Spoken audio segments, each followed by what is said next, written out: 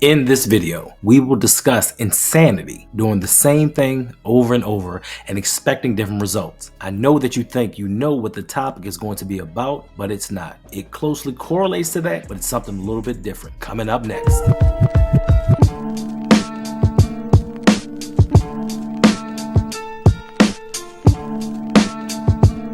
So if you look up the definition of insanity, it is doing the same thing over and over again, expecting different results. And this seems to be a disturbing trend with the Baltimore Ravens these past few seasons. Now, I know that you think we're going to talk about the Ravens' lack or inability to run the ball in the playoffs over and over again, but we're not. We are going to discuss this disturbing trend in my book, which I see it as the fans and how the fans perceive things and how they go about each and every season. Now, I know you've heard the phrase defund the defense, and this phrase hits the nail on the head. If we look back at the Baltimore Ravens postseason failures, we do the same thing as fans every season. It may not be all of us, but there is a vast majority that does the same thing over and over again. The Ravens dominate during the regular season, then comes the postseason, and we seemingly forget how to score. Right after the game and the weeks preceding, all you hear is, man, we need a difference maker on offense. We need somebody to help Lamar out season in and season out. But somehow, right after that, when the draft comes up, we always discuss, man, we need another defender. We need to get more defense on this team. Now, I'm not saying that we don't need defense to kind of keep and establish the status quo, which is the Baltimore Ravens being a defensive team. But we need to adapt to the modern NFL. We need to take a look at what is plaguing us come the off season and fix it. And constantly relying heavily on defense is not getting it done. So what we're going to do in this video is take a stroll back down memory lane. I know for some of us it is hard to go back. Some of us don't like rehashing history, but you have to look at the past to dictate what's going to happen in the future. And when I say take it back, I mean take it all the way back to the Lamar Jackson era when it first began. Now we're going to glaze over 2018 because that was Lamar's rookie season. He wasn't expected to start, but there was a mysterious injury to Joe Flacco and insert Lamar Jackson. He goes 7-1 down the stretch, and we reach the playoffs versus the then San Diego Chargers. For some reason, Marty Morningwig thought we're going to do the exact same game plan that we did versus the Chargers earlier in the season when we beat them. It did not work out. We didn't have any weapons or any clue as to what we were going to do come the playoffs. I get that. Wasn't expecting to win that game. If we did, it was a plus, but not much was expected of the 2018 Baltimore Ravens. But enter 2019. The season of the MVP. In 2019, with Lamar Jackson running the show, unexpected happened. The Baltimore Ravens went 14-2, winning 12 straight regular season games, and Lamar Jackson becoming the MVP. I know for a lot of us it was a surprise. I know for the team, they did not expect that Lamar had the passing prowess that he did. Maybe when they drafted him, they thought he was a novelty, but I think in the 2019 season, Lamar Jackson showed he was an actual complete quarterback. With virtually little to no talent on the offensive side of the ball, this man led the league with 36 touchdown passes to go along with his 1,200 yards rushing. The rushing was expected, but the 36 passing touchdowns was not. Neither was the more than 3,000 yards passing. So to me, I thought that this would be the evolution of the Baltimore Ravens being transformative and becoming an offensive juggernaut. I know a lot of us, myself included, scapegoated Greg Roman because he was not a very good coordinator. He had one style of offense and he never could seem to adjust or adapt to today's NFL. But to me, the failure fell upon the front office. This was the time for me where I believe they said, hey, we've got the quarterback that we've been looking for. We've got the quarterback that we need. And what we're going to do is we're going to heavily invest on the offensive side. I know it's going to hurt. I know it's not the norm, but we're going to give Lamar Jackson all the weapons that he needs to be a dominant quarterback. At that time, we didn't know that the playoff failure was going to be something of a trend. We thought it was going to be an anomaly, but still, you should put weapons around your best player to make him better. Now, I know some of you are going to say, no, Hendo, you invest in the defense and get Lamar Jackson the ball back. While I agree with this sentiment, if you get him the ball back and they cannot score, it is all for naught. So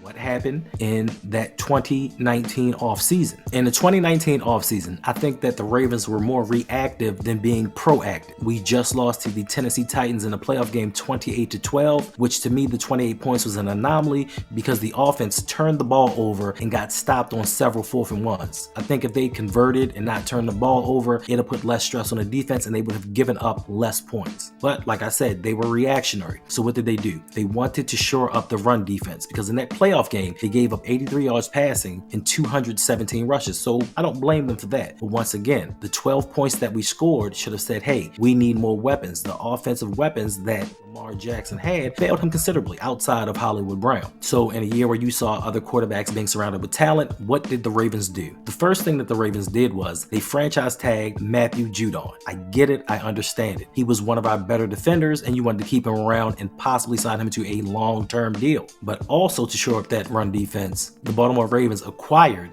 Derek Wolfe from the Broncos and Calais Campbell from the Jaguars. These are big free agent signings. I get it. I ain't mad at it. You're trying to help shore up a defense to hopefully slow down these offenses when the time comes. But with that, they were not done. They re-signed Jihad Ward, Justin Ellis, Jimmy Smith, and Pernell McPhee. Then they went into the draft and drafted Patrick Queen, which was CJ Mosley's replacement. But not only did they stop there, they drafted Justin Madubuike, they drafted Malik Harrison, and they drafted Broderick Washington to shore up that defense. This is a lot of capital to give up for a defensive squad that dominated the season before. Now, offensively, they re-signed wide receiver Chris Moore, who is a wide receiver by name, but he's mostly a special teamer. And then in the draft, the Ravens drafted J.K. Dobbins with the second round pick they received for trading tight end Hayden Hurst. I get it. We needed a running back. J.K. was dynamic. Thumbs up to the move. But it was the subsequent draftees later on that had me scratching my head. They went on to draft Devin Duvernay and James Prochet. Like I said earlier, you would think this would be the time that you surround your quarterback with the talent, knowing that he is a passer, which you were not expecting. But what did they do? They stacked up on defense, and stacked up on defense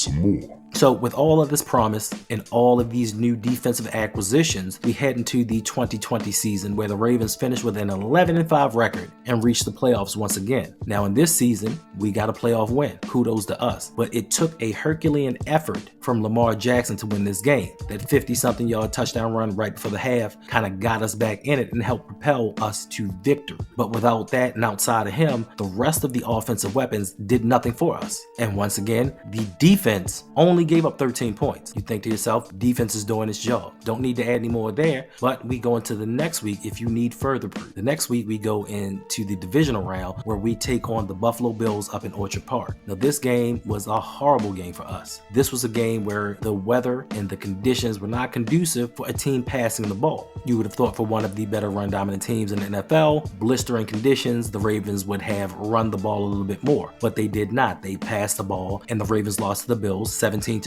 7 of those points being an interception return for a touchdown. So in this game, the defense only gave up 10 points. So we have 3 playoff games. The Ravens defense has given up 28, 13, and 10. So that tells you right there, we should be set defensively. Now let's invest in the offense because we are not scoring points. So we go into another offseason very hopeful. I heard a lot of you after we scored 3 points. We need more weapons. We need more weapons. Somebody please, Lord, get some more weapons. Then we get to the draft and it's like, let's look at an edge rusher or cornerback, as we always do. But that offseason, the Ravens resigned Justin Ellis, Derek Wolfe, Pernell McPhee, Chris Board, Tyus Bowser. Then they get to the draft and they draft Odafe Owe, Brandon Stevens, and Geno Stone. Now this offseason, the Ravens were a little more busy on the offensive side, but collectively bringing in a bunch of nobodies. You can bring in players on the offensive side, but if they're not worth their weight in salt, what difference does it really make? And some of these guys are just name value. That offseason, the Ravens signed Kevin Zeitler, thumbs up. They signed Sammy Watkins,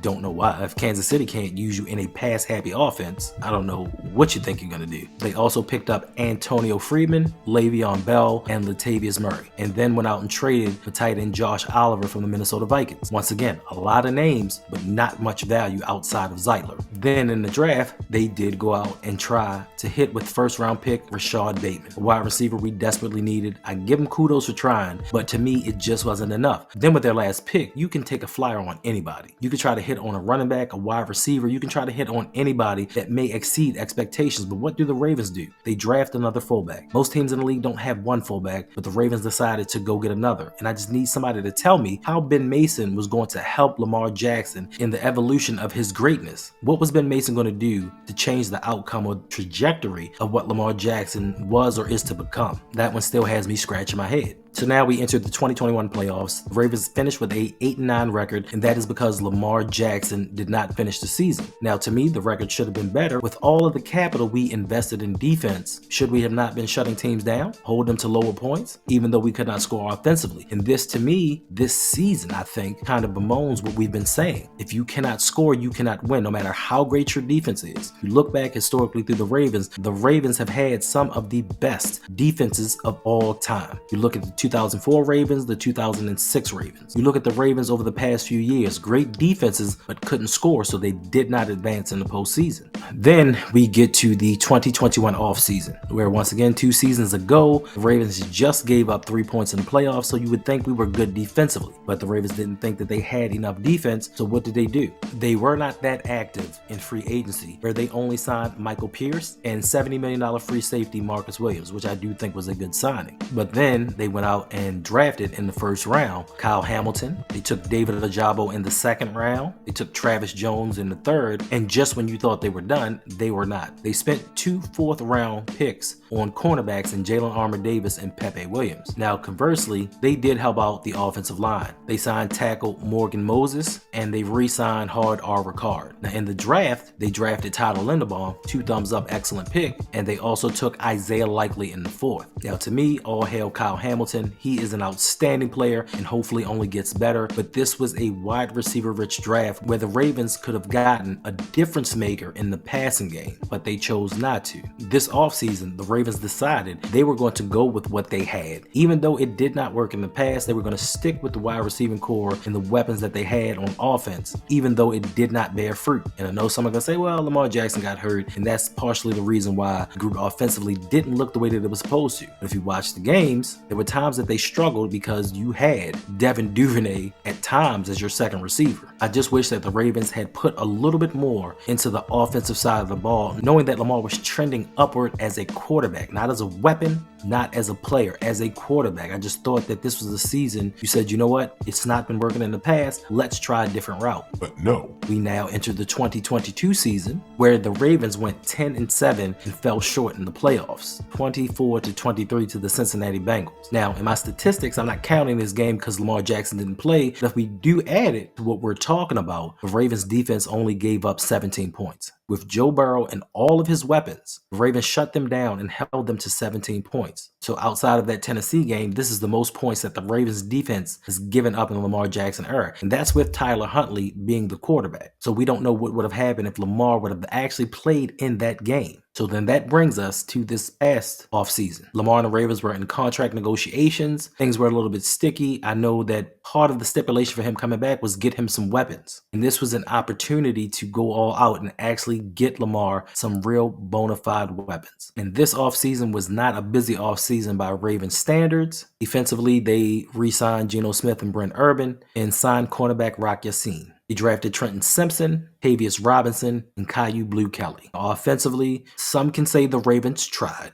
I mean, I don't know if you say they tried hard, but some say the Ravens tried. They say they acquiesced to Lamar's demands by getting him Odell Beckham Jr. But if you want to believe the reports and the rumors, he said, get me Odell and get me DeAndre Hopkins. They said, we'll get you one. Either way, it's fine. That'll be good enough. And I give them credit for getting Odell, but a lot of us knew he was not the Odell Beckham of old. Now, if we got the New York Giants Odell Beckham Jr., we're having a totally different conversation. We had a man that is twice removed from injury, and we did not know what we were getting from him, especially being that he was off for a year. They also brought in Nelson Aguilar just in case OBJ was not going to be what we thought he was going to be. And Aguilar, he performed in Aguilarian ways. He did the things that we expected him to do. Have some explosive plays, drop some easy ones. I mean, it just wasn't really a spectacular signing. Ravens also re-signed Justice Hill, brought in Melvin Gordon, don't know why, and brought in Dalvin Cook. Once again, don't know why. They didn't want to use him. But more importantly, the Ravens drafted Zay Flowers. If you've been to the channel before and you've heard me speak, we put too much pressure on rookies and young players to be the leaders in the forefront of this organization. And sometimes that weight is a little bit too much for them to bear. So this is why a lot of us thought the Ravens should actually go out and get somebody established, somebody that you knew was going to be a problem in this offense. And all of this just to say, we keep having the same reoccurring problem. Play well during the regular season, but when the playoffs start and things get ramped up and you only play the best teams, Ravens fall short offensively. And here we are, right up on the cusp of another NFL draft, and all I'm hearing is we need more defense. If you look back through the past since Lamar Jackson has been the quarterback of the Ravens, all 6 playoff games, the Ravens have given up 78 points total, which is an average of 13 points per game. Now, if you want to add the Cincinnati game in there, that bumps it up to 13.5 points per game. So in the playoff scenario, Ravens are giving up less than 2 touchdowns per game defensively. Now, on the offensive side, Ravens have scored 79 points, which is an average of 13.2 points per game.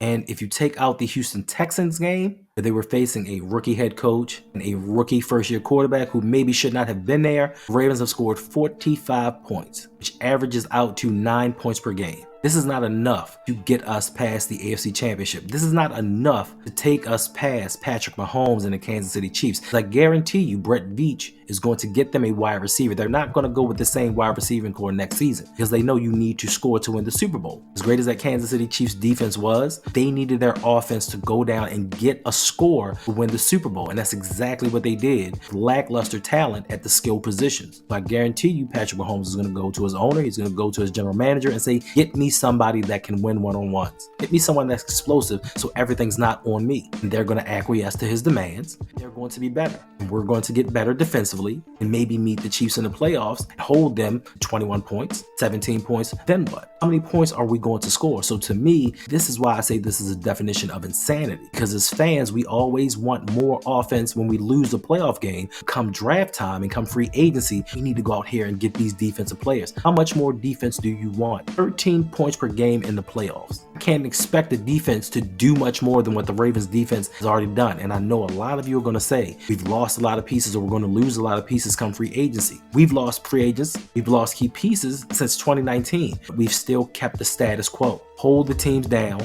Don't let them score. Bend but don't break come playoff time. No matter who we put on the other side of the line of scrimmage, it's always been the same. So continuously saying we need more defense, to me, it's just crazy. We need more offense. We need to learn how to score in the playoffs. We need better pieces around Lamar. We need better pieces protecting Lamar. So hopefully come this NFL draft, EDC, John Harbaugh, Ozzie Newsome, I hope you realize what we have been doing in the past is not working. It's really not working. Let's change course. Let's go offensive heavy. What could it hurt if this team can score points and the defense may not be number one in points per game scored against? Because the number one points per game, the number one turnover, the number one sack team in the NFL did not win the Super Bowl. So if the Ravens rank 5th, 7th, their offense is number 2, don't you think we have a better chance of winning? And just to end this segment off, let's look at the Ravens defense as it is currently constructed without even adding free agents that we may re-sign or sign. First off, let's start in the defensive backfield. Starting off with Kyle Hamilton, 1st round pick. Marcus Williams, 2nd round pick. Cornerback Marlon Humphrey, 1st round pick.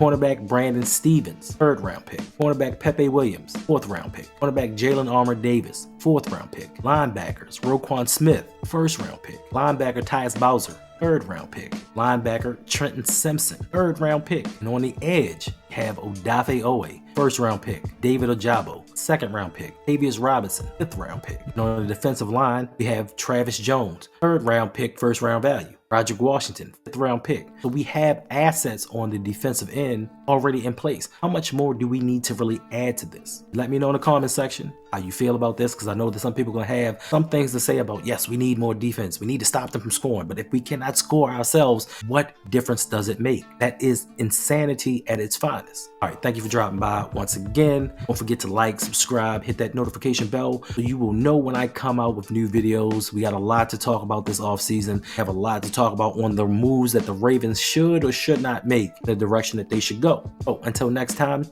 it's your boy.